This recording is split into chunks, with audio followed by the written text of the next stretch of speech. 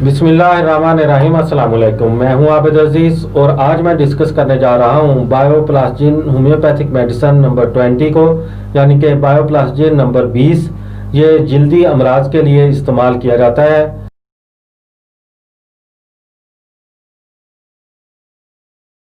जिस्म पर फिंसियाँ, छाले, सुर्ख धब्बे, पीप वाले दाने, सर में खुश्की, बाज़ दफ़ा शदीद बुखार की वजह से होंठों पर निकलने वाले दाने, एक्जिमा और ख़वातीन के रहम में खराबी की वजह से जल्दी अमराज पैदा हो जाते हैं। यह दवा जल्दी अमराज में इस्तेमाल करने के लिए अपनी मिसाल आप है।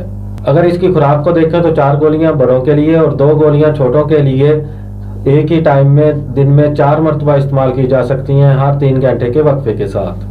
उम्मीद करता हूं कि ये वीडियो आपको अच्छी लगी होगी। अगर आप मजीद बायोप्लास्टिन होम्योपैथिक मेडिसिन के बारे में जानना चाहते हैं तो मेरी रिक्वेस्ट है कि आप इस चैनल को सब्सक्राइब कर लें। नेक्स्ट वीडियो तक मुझे दें इजाज़त। अल्लाह हाफिज़।